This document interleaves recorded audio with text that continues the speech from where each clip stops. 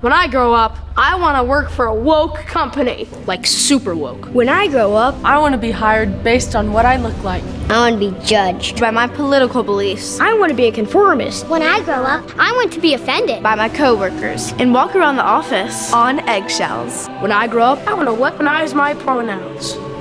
What are pronouns? It's time to grow up and get back to work. Introducing the #1 woke-free job board, redballoon.work. Listen, if we even think you owe us money, you won't know what hit you. We'll put liens on everything you own. Raid your bank accounts, retirement fund, pension. You'll open up your paycheck and cry because we'll already have the money. We'll haul you into federal court and you might even go to jail. Hey, it's our job. Don't fight the IRS alone. The Tax Doctor is here to help you negotiate your tax bill and reduce your stress. Our experts will fight for you using IRS guidelines to stop any IRS actions like bank levies or wage garnishments. Plus, eliminate penalties and interest and reduce your past tax bill so you pay the IRS less. Help is here to deal with the IRS to reduce your stress. If you owe $10,000 or more in back taxes, do not call the IRS alone. Call a tax doctor now for a tax emergency analysis. I'd have my mom call the number on the screen. You come see me alone. We'll work it out. Really, we will. Hey, AMP News Patriots, join us in saluting the unwavering heroes who rush towards danger and are always there when you need them. Presenting the First Responder 911 Foundation Challenge Coin, masterfully crafted by our artisans to pay tribute to our heroes. Own this beautiful memento of our gratitude for your support while celebrating their courage and their dedication. For only $29, you can support those who serve and protect. Secure your challenge coin today at firstresponder911.org. Order yours now. Attention timeshare owners. This is an urgent consumer alert from the Timeshare Exit Hotline, a national company specializing in helping consumers legally get out of their expensive timeshare contracts. We're offering you a way to legally get rid of your timeshare. So if you're fed up with the maintenance fees that keep on coming and want to learn if you can terminate your timeshare legally and permanently, call today. Even if you've tried before and were unsuccessful in getting rid of your timeshare, call today and see if we can help. We offer a complete 100% unconditional client satisfaction guarantee. Make this completely free call and learn how we can help you legally put an end to your timeshare nightmare once and for all. You have nothing to lose, so call right now to qualify and receive a free consultation. You can terminate your timeshare legally and permanently, but you've got to call now. Call the number on your screen today. It's a free call. The lies of the left know no bounds, and the establishment is keeping censorship alive in an attempt to hide the truth. The good news is it's not working. Today we're featuring a congressional candidate hoping to break up the Uniparty and another corporate fugitive who left to challenge the censorship beast. It's Thursday, December 21st. I'm Christy Lee, and this is the Counter Narrative.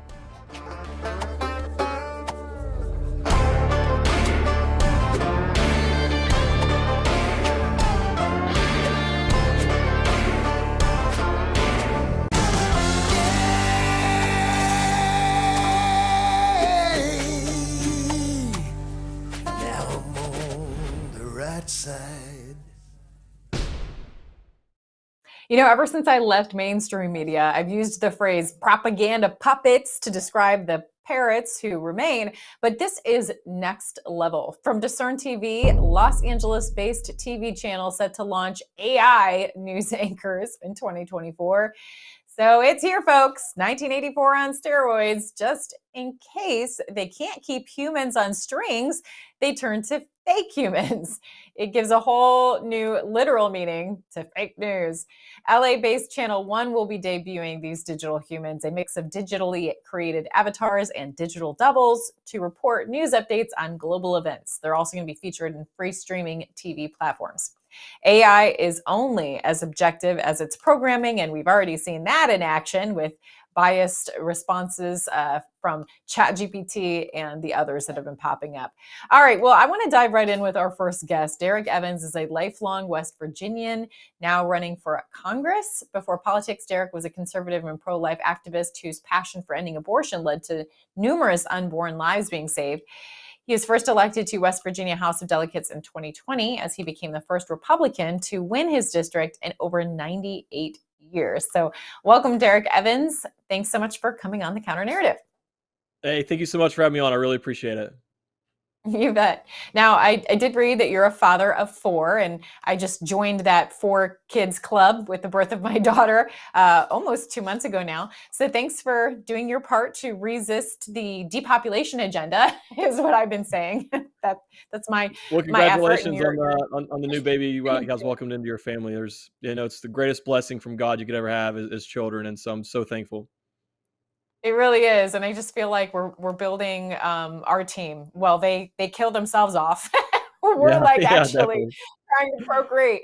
Well, I started out today's show about the lies of the left, and I know you're passionate about exposing the lies. And one big lie of many is that January 6th was on par with 9/11 and Pearl Harbor, and you were there that day, and we're going to get to that more specifically. But let's start with that major lie that this was just devastating, like worst thing that had ever happened since those other events. You have evidence, and others can find it, that they're leaving out a whole nother time when it was a Democrat that did arguably worse in 1983.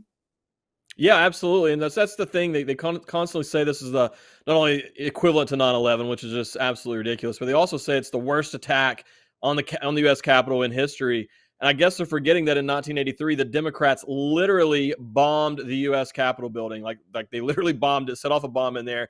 The people were arrested. And then in the 90s, Bill Clinton actually pardoned the people involved with that. And now the one lady sits on the board of Black Lives Matter. So it's come full circle, bombed the Capitol. Now they're out, and then they're causing chaos in the streets now all across our country. And it just shows that the left knows no bounds in terms of painting their own narrative, their false narratives, and just the power of the Mockingbird mainstream media. Right. And so tell me about your experience at at January 6th. Yeah, so I mean, I was on the east side of the building. I saw no violence. I saw no destruction that day. I was never accused of those things. By and large, it was, quote unquote, a mostly peaceful protest. There was a church service kind of broke out with street preachers and gospel singing. I pushed around veterans in a wheelchair throughout the day. There were women and children, older couples there. And then for me personally, and people can watch it, as you said, it's pinned to the top of my social media feeds. I walked through an open set of doors. I thanked a police officer for his service. He gave me a friendly fist bump, inviting me into the building.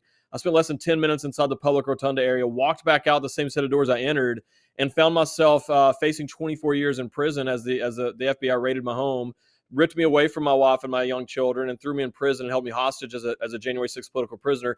I believe the reason they came after me so hard is I was the only elected state legislator in the entire country who had the courage to go stand and peacefully protest this tyranny. And so they wanted to come after me because I was the highest ranking government official that they could get their hands on. Right. And I mean, of course, now that you are staying in politics, you're trying to get a seat in U.S. Congress. There's been hit pieces against you saying that you should be barred from even being allowed. Here's one that I found: disqualified under the 14th Amendment. So what did you think about that? And have they had any success in their persecution of you?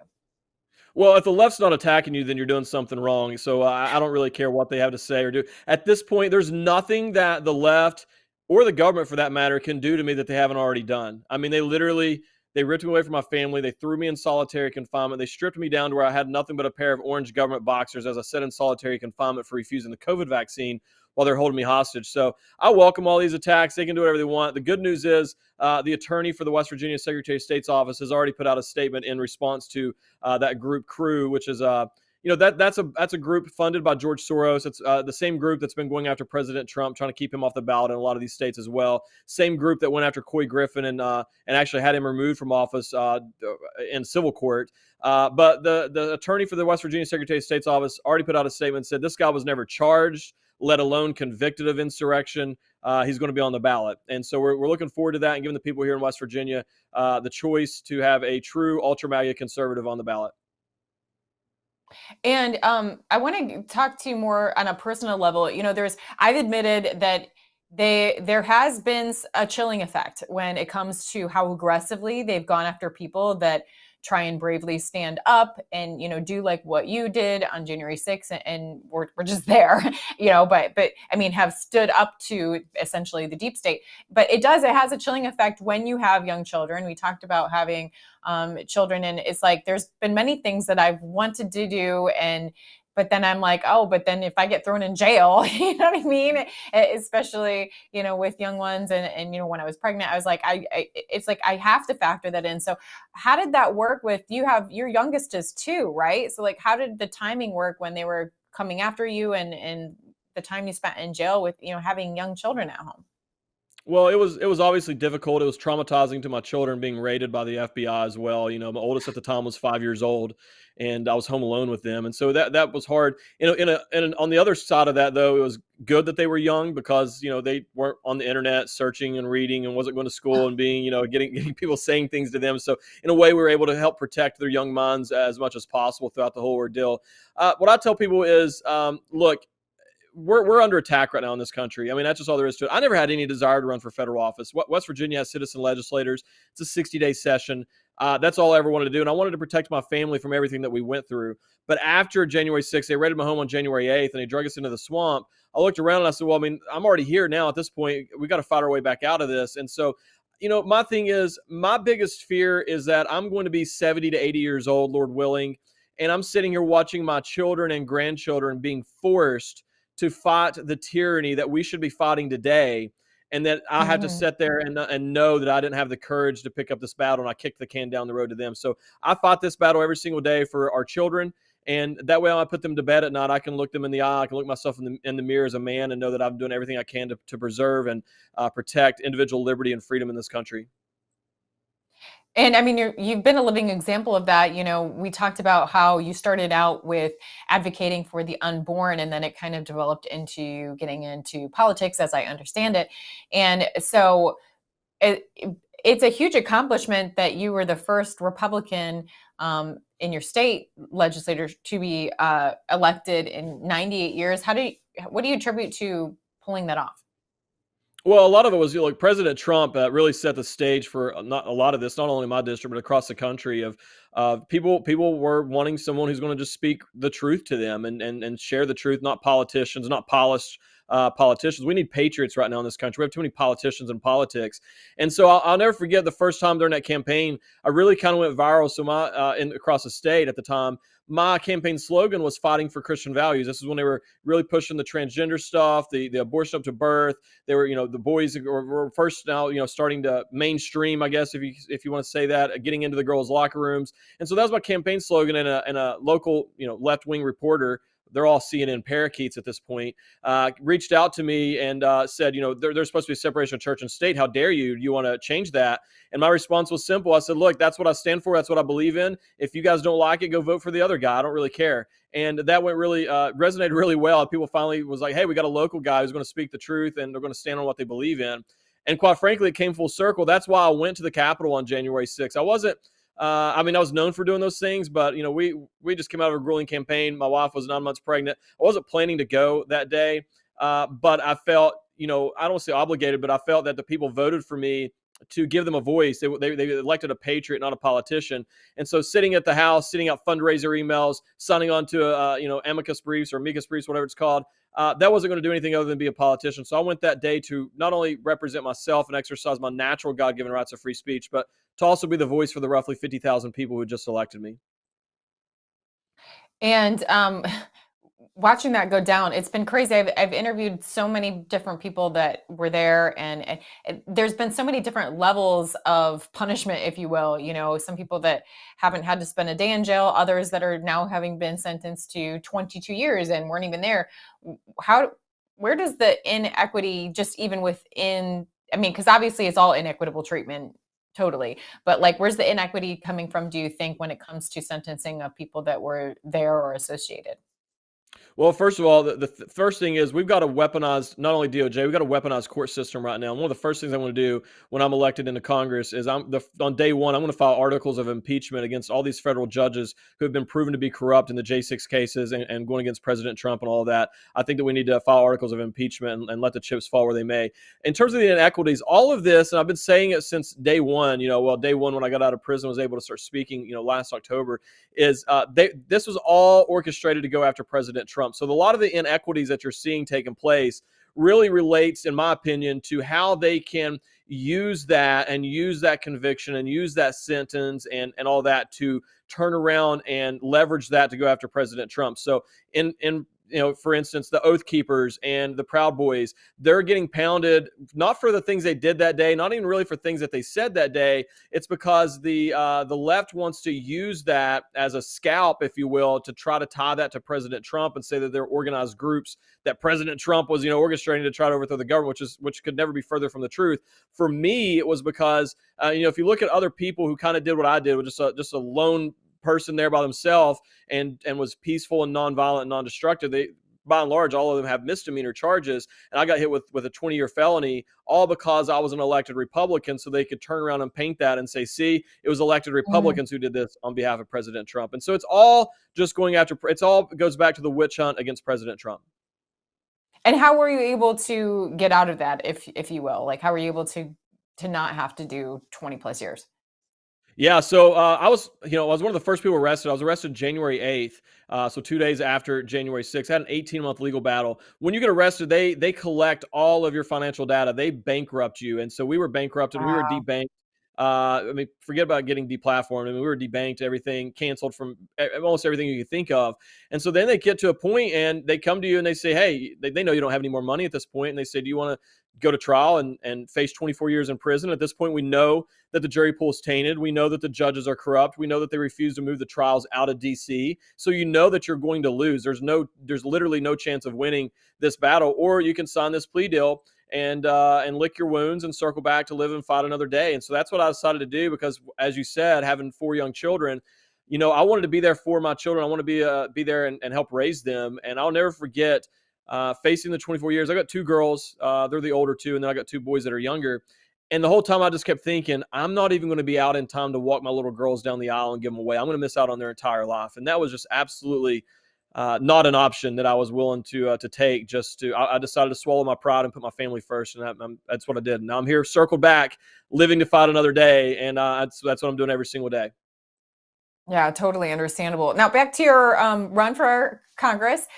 You are now endorsed by General Michael Flynn, Michael Lindell, Laura Loomer, Veterans for Trump. So you've got some great endorsements. I wanted to talk to you about this betrayal that we're seeing by the GOP, what I perceive as, a uniparty. There's some people that have seemed like they've done a lot of good things, but then they turn around and do questionable things. For example, MTG, I was like, why did she endorse Kevin McCarthy? What a disaster. I believe Lauren Boebert, I like her, but then I believe she just voted to push through this extension of the FISA that was used inappropriately. So what do you think it is about Washington that makes people suddenly not so trustworthy and more inclined to act like a uniparty, to compromise? I mean, that's the biggest frustration for many folks, is just the GOP's willingness to compromise. So how would you prepare yourself for that? And how would you make sure that you are not someone that changes once you get into seat? Well, as someone who's elected at the state level, I'm sure it's even worse at the federal level. Day one, people, as soon as they win their election, the first thing they're thinking is, how do I get reelected? And so now every decision they make from that point forward is, how do they get reelected? I don't care about getting reelected. Look, I know a lot of people have come before me and they talk the talk and say, oh, I'm different. And then, like Eye Patch McCain, he acted like he was this big patriot, and then he gets up there and he's turned into just a total spineless jellyback rhino like the rest of them. But, the difference in myself and them is I was already elected. I already went and stood with the American people. I already lost all of that that once. I don't really care about any of that. I care about saving our country for our children. And so I'm going there. I'm not going there to make friends. I'm not going there to play patty cake politics. I'm going to kick in the front door and expose the corruption we have going on in D.C. And I only need 2 years to do that. If the people want to reelect me, that's fine. If the establishment wants to come in and spend $20 million to beat me and send me home, that's fine too. I'll come sit on my farm in West Virginia with my kids and know that I've done everything I could to save this country. Now, I mean, the big question is all the, you get these endorsements, there's fundraising involved. And at the end of the day, anyone with half a brain, I'm going to say, can look at 2020, even look at 2022, especially what happened in Arizona, and being like, they still haven't fixed this system. It's so obvious that they've cheated the system, whether it be outright or through manipulation. So what are your thoughts on, going through all of this, and we can't even have any confidence in the system? How do you approach that, and how do you tell others about that? Well, we still need to have a full investigation into November 3rd, 2020. They stole the election, not only from President Trump, they stole the election from the American people. And then they turned around and threw myself and many others in prison because we had the courage to stand up and speak out against their crimes against this country. We need military tribunals right now in this country, as far as I'm concerned. We couldn't even get the Republicans to impeach Mayorkas. This guy, impeachment is too easy. This guy should be shackled in handcuffs, facing a jury right now for his crimes against our country in terms of aiding and abetting the invasion of our country. So, and then Fauci should be in handcuffs as well as all these other COVID czars across this country who are pushing this narrative. We've got a bunch of weak, spineless, jellyback rhinos in Congress right now. We need America First patriots, people who don't care about getting reelected, people who don't care about what the mainstream media might say about them, don't care if a donor wants to pull their donations. I don't care about any of that. I want to save our country, and that's the most important thing right now, and that's what we're going to have to do.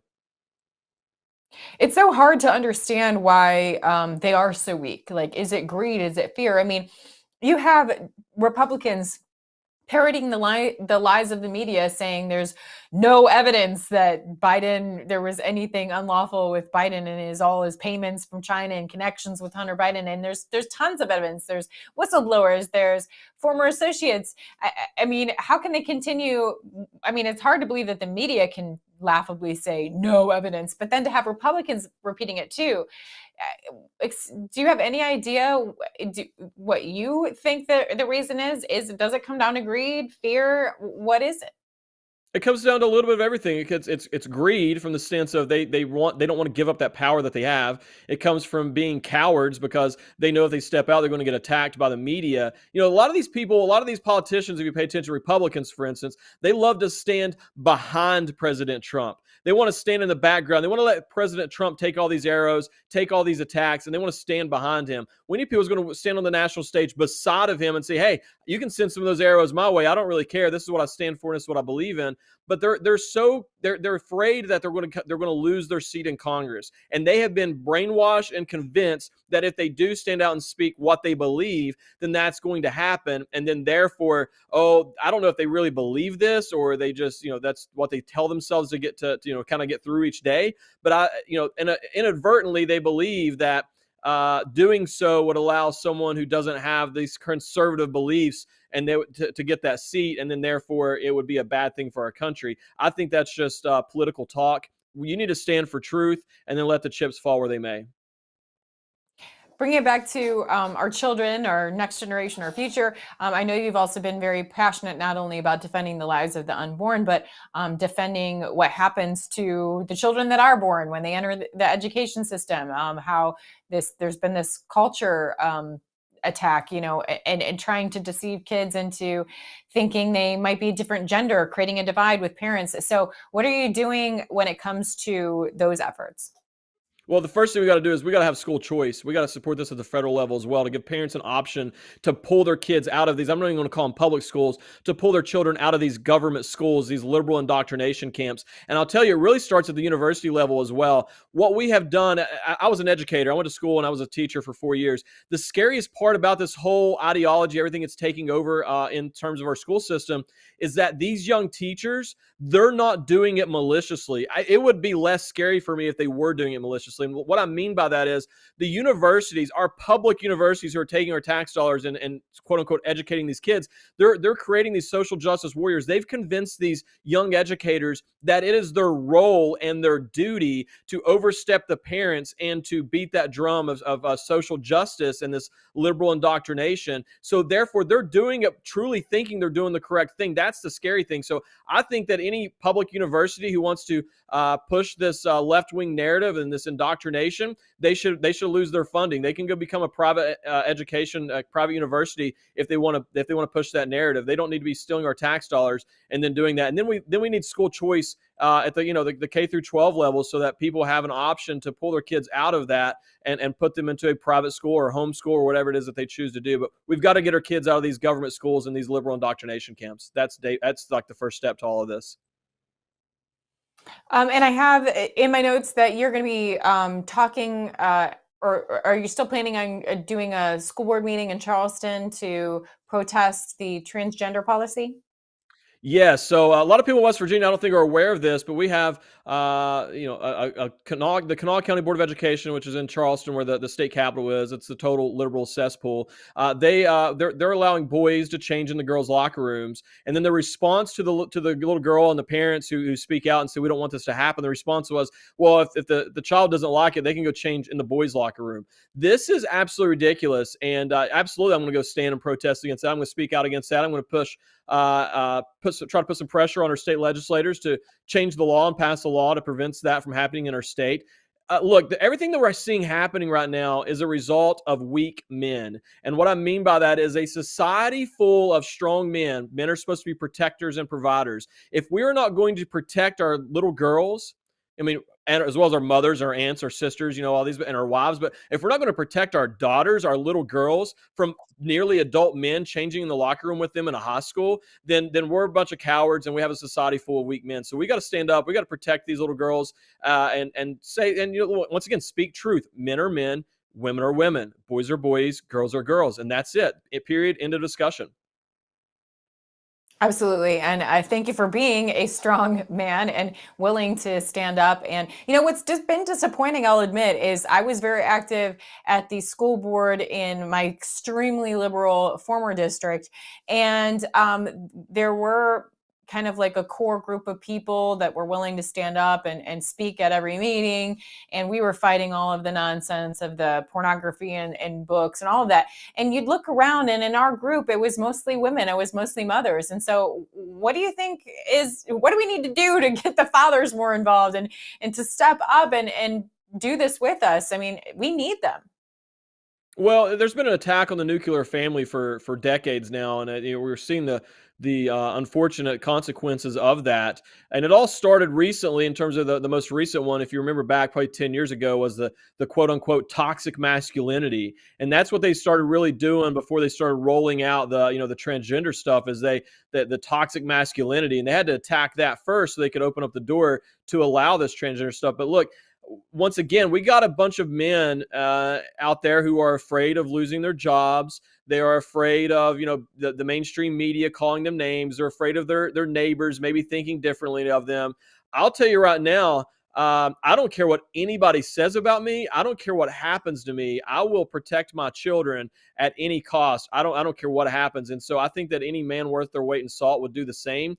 And I think that when you look at the potential outcome of this happening to our children, the attacks on our children far outweigh any sort of attack that they could throw onto us for speaking out. So we absolutely need the men to step up and get involved and start speaking out on these issues.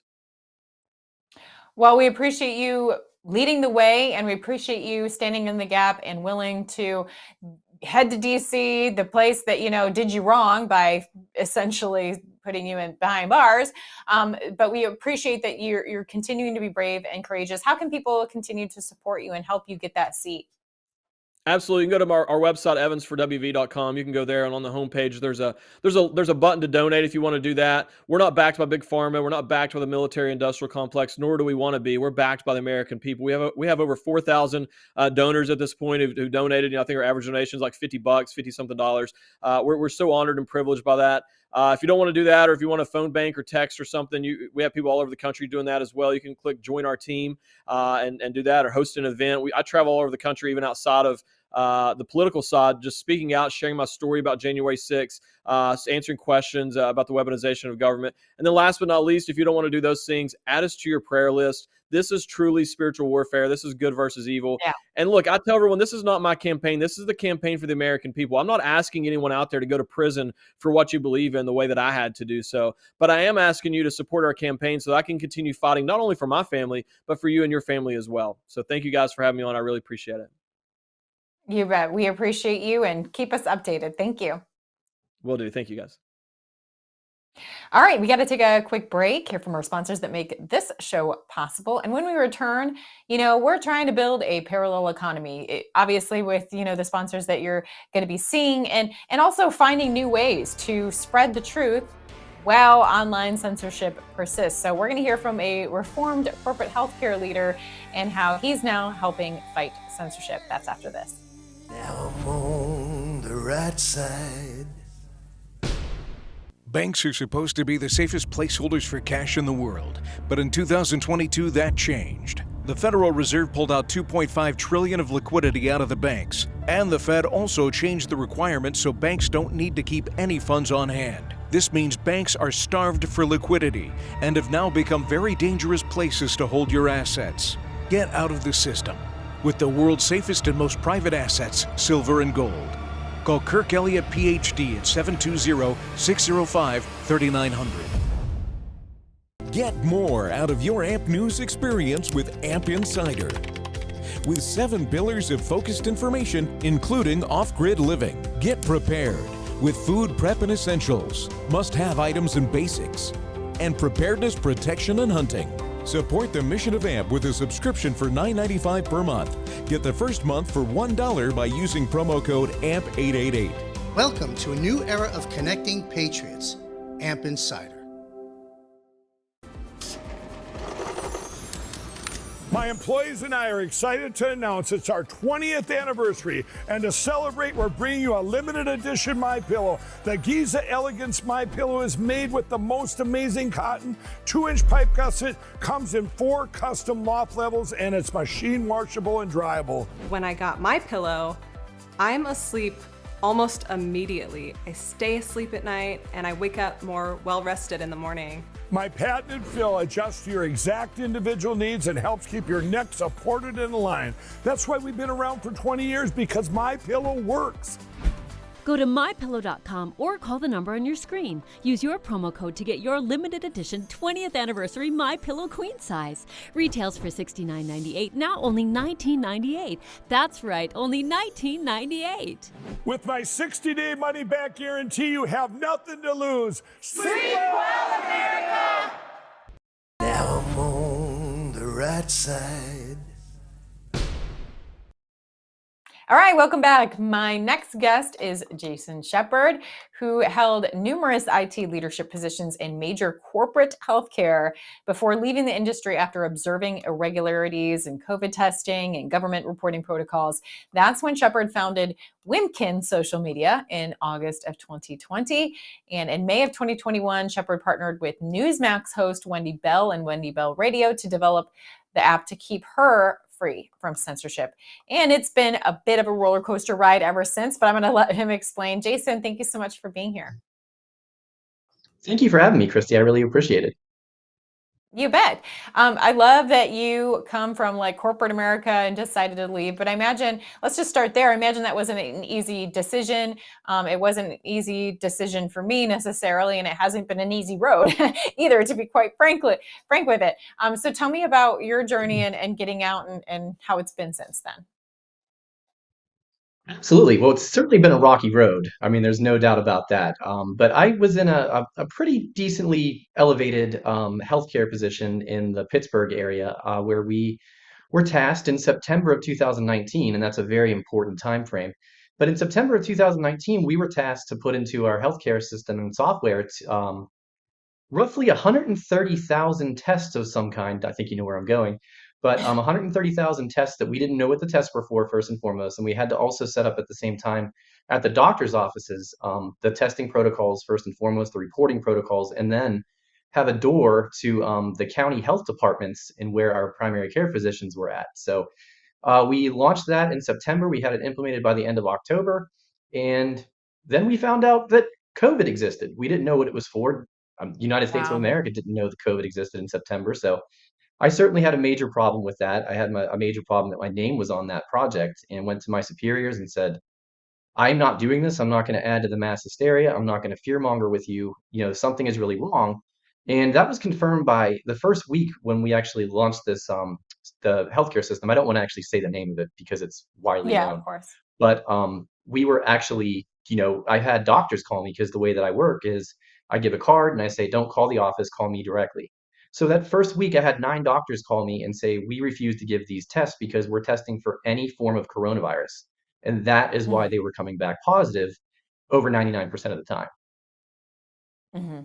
Yeah, I mean, and just the fact that was like in development before people had even heard of what was going on. I mean, that had to be alarming for you. But I mean, to that end, you said you had doctors calling you. Why were so many doctors just on board then? Like they had to think that this was not scientific. Some of them even called you. But it's just we saw so many doctors just go in lockstep with all this nonsense. Any idea why? I ultimately can answer that with one answer, and that's money. I mean, they were getting, just to do the vitals on someone's, body, the blood pressure, temperature check, they're making, hundreds of dollars for that. So when they're able to do these tests, administer these tests, and then also get, benefits on the back end from, getting these positive results, that's certainly what I believe was the motivation behind that. There's no doubt. It's just it's always so hard to like wrap your mind around that because making this decision was not financially a smart one for me. I don't know what about you. I mean, and it, it can turn around, but it's just like so it's hard to understand that people's greed can be so low that they would watch common sense go out the window. Ultimately, be willing to harm people just to what keep your current state of what you're used to in your life. It just I never will understand that. But how in the world did you go from that to working with Wendy Bell and developing a social media app? Tell me about that. Well, so essentially, obviously, the world was falling apart. Roughly, realistically, in February and March is when we really ramped up and said, "Oh man, there's something seriously wrong here." State of emergency, lockdowns, and we saw obviously what happened first and foremost. China, Italy, Spain. So it was just coming across the water so fast, even though Trump had secured our borders and not allowed travel. But essentially, what I wanted to do was tell the story of this because the mass hysteria was out there. People were you know, literally scared to death. I mean, I'm sure there's so many people that actually, had heart attacks and things because they were just so scared. And obviously that, extrapolated into, addiction and things once we were locked down and many other things, life, suicides and, losing your businesses and things. But I wanted to get at the forefront of this before any of that even happened and said, hey, there's something seriously wrong. So I started a website. It was called World Must Know. And we have the world's most comprehensive timeline of COVID. I don't want to say irregularities because we put all the news there as well.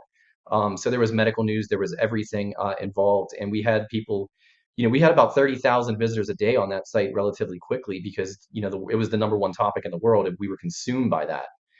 And, the individuals wanted more. They wanted to be able to post their own stories. They wanted to, initially write articles, but, there's only so much content you could actually put on a site. So they asked us if we would develop into a social media platform, and we did. We coded that out in about 3 to 4 months and launched in August of 2020. And by January of 21, we were banned in both app stores, being blamed for the alleged insurrection. So, it's been a rough go. There's no doubt about that. But I wouldn't change it for the world. That's for sure. What is Wimkin? Where did you get that name from? So, obviously, a lot about broadcasting. So we had WIMKIN stands for World Must Know Now. We just took a little derivative from our first website, and so it's the WMKN in it. If you were just to sound that out, but the FCC said we could not use those letters for an app name. Plus, it doesn't make for a good app name. So all we did was add little I's in there, And it's basically an acronym for World Must Know. But it just looks better in the App Store when you can actually sound out the name. Now back to your banning, what rationale, like how were they able to supposedly rationalize banning you by connecting you to January 6th? Like what did they have any solid evidence or connections, or are they just that they're like, we'll go with this? No, so essentially what happened was the mainstream media picked up on one or two memes that someone shared on our platform. And it was something called the Million Militia March, which no one was organizing on our platform. They weren't organizing against the United States government, but everyone was just so incredibly fearful of something happening at the Biden inauguration. And so we were banned by Apple on January 14th, just 8 days essentially after January 6th. And, I think the 19th is when we were banned by Google Play. So they both took us down. And, it was a very, very, categorized, a huge approach to shut us down because, what followed there is they demonetized us on everything. We lost all of our ad space, all of our ad money. All of our channels were shut down. Our social medias were shut down, which had about 300,000 on Facebook and 700,000 on Twitter at the time. So, it was a very systematic approach by these individuals to attack us. And then once we fought for 8 months and beat the app stores, the only thing that we conceded to was that we would take uncensored out of our name because that's actually true. I did agree to that because we don't allow pornography, we don't allow nudity, and we certainly don't allow any posts with criminal element. But that's essentially it. Everyone can have their opinion. Everyone's allowed to speak their opinion and have their free expression. But that's something that big tech does not like. They want to control what you see, say, and hear. And, with our platform, Christy, we set up much like a Facebook meets a Twitter and also meets a YouTube, but we offer, undeniably free speech. And I think that's why they hit us so hard because we were number one on both app stores when we were banned. We were getting, anywhere near 50,000 downloads a day as a brand new app. And that scared people because there's so many avenues to disseminate information on our platform. If you wanted to live stream your show into us, you could do that for up to 3 hours. It's all free. You could put your show just like you would on a Facebook. Certainly, you wouldn't risk losing it on Wimkin, but you would on Facebook. You can upload up to 100 gigabyte video files, so you can upload your entire podcast, hours long video, and that scared people. We also have an encrypted messenger, so where you can video, voice chat, you can do Skype meetings, you can do all these things built in right on the Wimkin app. And we have a Patriot Marketplace and everything. And they hated that. They really were threatened by us, and they still are because we still fight them on a daily basis. Unbelievable. And I mean, now it's grown to 9 million users? Yep, that is correct. And I hate to think about where we would be, if we weren't banned, because if we were getting 50,000 downloads a day, we lost credit for, I want to say at the time we were banned, we had about 1.5 million users. So we lost all those download credits. We also lost all of those ratings and reviews on the app store. So, it seems like we're much smaller when you go and see, 500,000 downloads. But these individuals had the apps from prior and they don't have the newest version, or they, just updated and it doesn't count. But yeah, it's been nothing but a headache. And after this, obviously, we were subpoenaed by the US DOJ, and then we were also had two demand letters by Benny Thompson himself asking for every piece of information on every single user on our platform.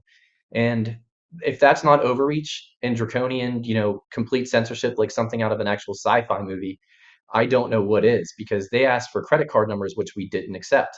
They asked for phone numbers, which there was a reason why we never allowed people to sign up for them, because we would have had to turn them over by the certain laws.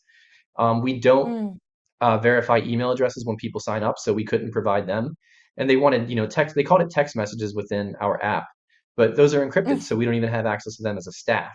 So what they asked for, Christy, it should scare the heck out of people. And anybody who's watching, they can actually go and look at those actual subpoena documents right on my website, my personal website, and it's at jcshepherd.com, as my name is spelled right there.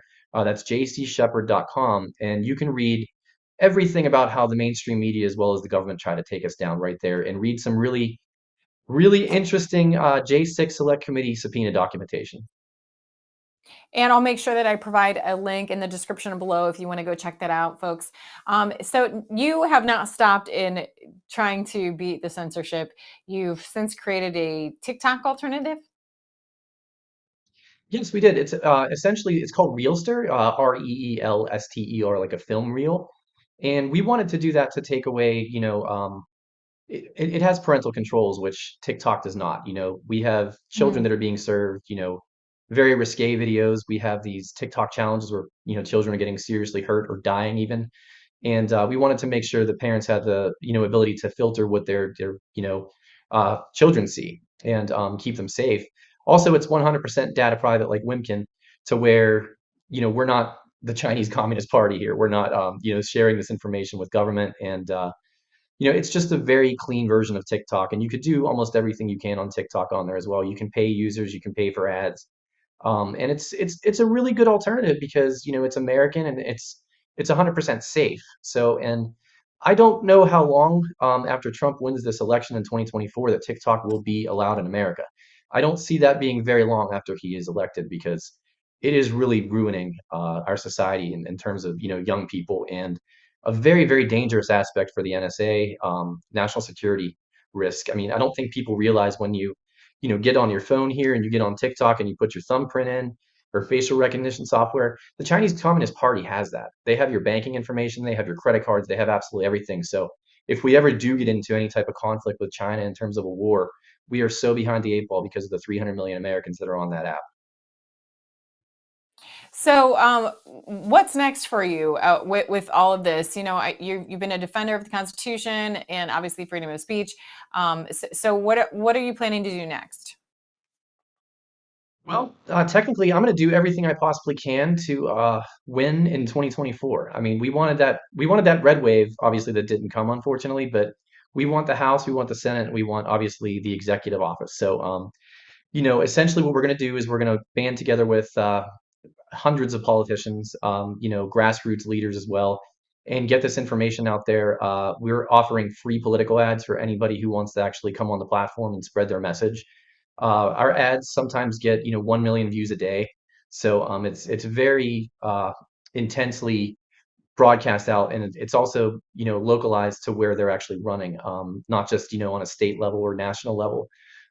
It can go down to literally zip codes. So there's a lot that we can do for a lot of politicians, and I think that they should be here because we are getting it's not an echo chamber, Christy, on Wimkin. We're getting a lot of certainly we'll say centrist to start, to where there's a lot of liberals that are truly waking up to this, and they're wondering what is our country going to look like? If they're not brainwashed by now, there's still hope for them to actually, find some type of truth or a middle ground with people because they don't realize what's coming down the line here.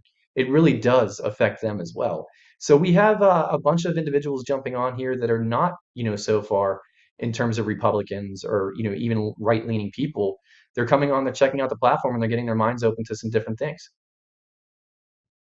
Now, I wanted to ask you, in regards to recent news that's come out, the New York Post had an article that Trump's social media is being analyzed by expert witnesses for election interference case, according to special counsel. And so, being someone that's involved in social media, what do you think about that? Do you think that social media should now be used to determine guilt or innocence? Well, I don't know about if you were going to actually put that into a court of law. I mean, I do respect the law. I know we have a lot of, overhauling and changes that need to happen there. There's no doubt. But, speaking of the law on this, Judge Doughty's ruling on the fact that Biden administration had violated Americans' First Amendment rights by working with, Twitter executives, Facebook executives to censor, that is something that I think is very much going to help us. I know they're going to appeal to the Supreme Court because much of that order did stand up after going through appellate courts.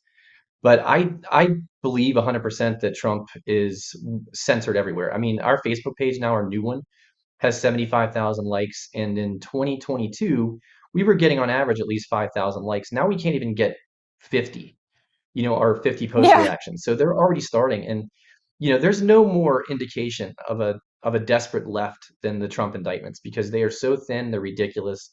And as we get closer to 2024 in November, it's going to just get worse and worse. I mean, we've seen a lot already. There's no doubt about that. But what we're about to see in 2024, and they're going to throw everything they possibly can and work with every single foreign agent that they can to not get that man in office. And I think that the Twitter files with Matt Taibbi and Elon Musk actually basically cementing what we already all knew. I didn't know that the FBI certainly had residency in Twitter offices, and they were paying millions of dollars a year to actually have access to these executives to say take this down. But it's going to get worse. Hopefully, it doesn't infiltrate Musk again. Obviously, I don't believe it will. But the Facebooks, which is the most popular social media app in the world, and the one that has the most reach and the most pull, they're going to do anything they possibly can to get Trump not elected again, which we saw obviously in 2020 and 2016. I mean, there's no doubt that they colluded. There's no doubt that they did not allow the Hunter Biden story, the laptop story, to be released. Zuckerberg actually admitted to people that I think it was on the Joe Rogan podcast that the FBI contacted him and said there's going to be a story coming out. It's misinformation. Yeah. So social media is a very dangerous tool, but I think we're moving in the right direction because we do have federal courts involved now. Yeah, and what do you think about that? What do you think the end result will be with the Missouri v. Biden? I was really disappointed that the Supreme Court allowed it to just stay. Basically, they were not prohibited necessarily from continuing to do the things that they were doing before until they sorted this out. But what do you think will end up happening? I think so as of right now, like I said, in the run up to 2024, I think it's going to not change much. But once we do get Trump in office in 24, things are going to change to hopefully a major extent. I mean, hopefully repealing, Article 230 to where it gives publishing rights, obviously, to social media companies to take down whatever they feel like they can take down without, any type of punishment. I'd like to see them actually get rid of that. And it's interesting now too because Trump having True Social, he has a lot more knowledge of what he can and cannot do as president. But there's no doubt that within the last 10 years at least, probably further than that, conservatives have been censored like you would not believe, which is one of the reasons why Wimkin was born. Because when you can censor the president of the United States, everybody can be censored. And case in point on this, you look at the fact that Trump was censored on Twitter, even stating that we want a peaceful demonstration, makes his secondary announcement to what was happening on January 6th, and he gets banned. He gets ostracized, and then you still allow terrorist content up there. You allow terrorist leaders to have accounts that are actually out there killing individuals and openly saying we're killing individuals and taking credit for atrocities. And then you have Donald Trump, who they just don't want to win. That's what they'll do. They'll lay the groundwork as early as they possibly can and as often as they can. And that's what we need to stop. People need to get off of big tech social media if they're able to. And one thing that I don't think they realize, Christy, is every time you scroll on Facebook, every 5 posts that you scroll past, you're going to see a sponsored ad. Even if you're clicking on that, they're still making numerous amounts of dollars off you daily. It is absolutely astounding how much money that people give that app. And when they say they hate it and they can't stand it and it's the enemy of the people, they still go back. So I think it's more like an addiction at this point. But if they do want to make, a statement and change and do something for the better and defund these situations, just don't go on it. Yeah, no, that's a really great point and a good thing to keep fresh in folks' mind. But what should people do? Should they, if they don't already have an account, just go and create an account on Wimkin? Yeah, we have a web version. It's wimkin.com. Everything you could do on the app, live stream, everything's also on the web. We also are back in Apple and Google Play after fighting them for 8 months. That's essentially all you really need to do. We do approve new accounts. We don't want to have bot city and scammer city. So it takes us roughly 15 minutes to an hour to approve new accounts. But people should definitely join us. They won't have much of a learning curve from Facebook whatsoever. And we have pretty much every single feature that Facebook offers. And it's great, like I stated, Christy, for individuals like you and your channel to come on and stream your podcasts to like-minded individuals and really create an army, if you will. All right. Yes, we definitely need to create that army. Well, thank you, Jason, for coming and sharing your thoughts and reminding us that there's other places that we need to continue to have these conversations and organize and beat the censorship system. Thank you. Absolutely. Thank you so much for having me. You bet. All right, we're going to take another quick break and hear from our sponsors. And when we return, I'll share the scripture of the day and wrap things up on the other side. Now right side. Thursday, January 4th, John Michael Chambers and Juan O'Savin answering your questions and having candid conversations. You don't want to miss this. You ask the questions. You participate. Ask the expert. Only on AMP Insider. Welcome to a new era of connecting patriots. AMP Insider. Merry Christmas, AMP family.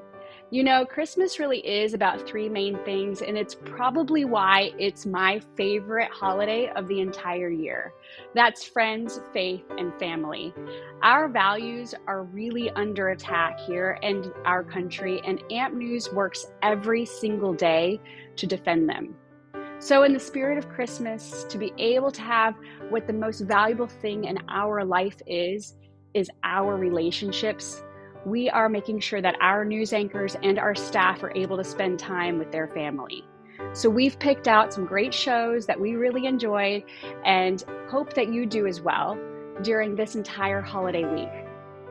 We will go back to our regular scheduled program on January 2nd. Thank you so much for your support, and we do hope that 2024 is a bright, shining light in your life. Merry Christmas, Happy New Year, and God bless. Hi, this is Sean Morgan, the host of the Sean Morgan Report on Fridays and the Director of Marketing at AMP News. We're now calling all Patriot business owners to advertise with us through commercials and interviews on our shows. We get 2 million collective views per month and reach an important demographic of 40 to 70-year-old patriotic buyers. If you would like to reach our audience with your product or service, simply email me, sean@ampnews.us, and it's also in the description box below. AMP viewers are potential loyal lifetime customers for your business. So let AMP produce a professional commercial for you, or get an opportunity to truly explain your business and its impact in an interview format.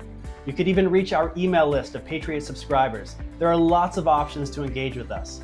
I'm offering free consultations to Patriot business owners for a limited time. So reach out today at the email below. Let's build that parallel economy together. Patriots supporting Patriots. Now I'm on the right side. Welcome back. Just want to remind you that, you know, it is Christmas, and if you still haven't found something for everyone, my mom does have this great book. It's called One Way Only, and it's a kid's book, and it can spark some great conversations. It reminds me of Pilgrim's Progress, but kind of an updated version. You know, you got the kids on their phones and everyone's distracted. And so all around it has some great conversations, all scripture based, and just reminding that, you know, that there's one way only and our way is the hard way, obviously. So if you want to pick that up, you can find it on Amazon. I'll have the link in the description below. Also want to share scripture with you today. The scripture of the day, here it is. It's from Romans 5:3-4, and here it is. And not only that, but we also glory in tribulations, knowing that tribulation produces perseverance, and perseverance character, and character hope. Again, that's from Romans 5:3-4. Great reminder there. And I just figured, you know, we have to have some humor. And so it's quite funny what Blackstone, who's trying to end the world right now, it's funny how they celebrate the holiday. So I figured I would close the show out with that video of how Blackstone is having a very cringeworthy holiday season. But don't forget to share this episode of Counter Narrative, and I'll see you next time.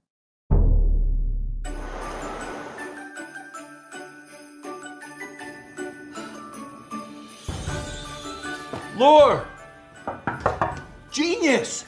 Emergency meeting, right now! Another one.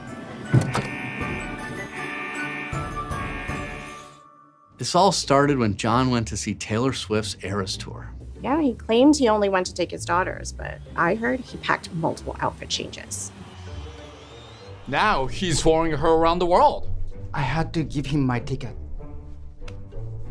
Ever since he went to that concert, he's acting like he discovered Taylor Swift. Has anyone here heard of Taylor Swift? Yes. No. I mean, yes. We've been going about everything wrong. We need to go on tour like Taylor, and we will raise $1 billion. John, we managed to raise $1 trillion professionally explaining our disciplined and thematic approach to investing. Can't we just stick with that? fireworks, glow sticks, those little helmets with the ice cream. This is gonna replace fundraising? We're gonna have it all. And then an epic performance starring us. His idiocy knows no bounds. Seriously. We're on mute, right? For sure. Nope. This is obviously a great idea, John, but Maybe we run it by Steve? yes, good idea. There's no way Steve would let something this ridiculous happen at Blackstone. Go on tour? Like Taylor Swift? But a Blackstone version? I love it. Do you think we're more fearless or folklore in our era? What? We're not dragging our portfolio companies into this mess, right? Every property with a stage is now a stop on the tour. Sorry. Carrick's, our ports operator, can handle the transportation. AIG says they'll insure the tour, but only if we don't make them go. Did somebody say official Alternatives Era Tour t-shirts? I signed this one.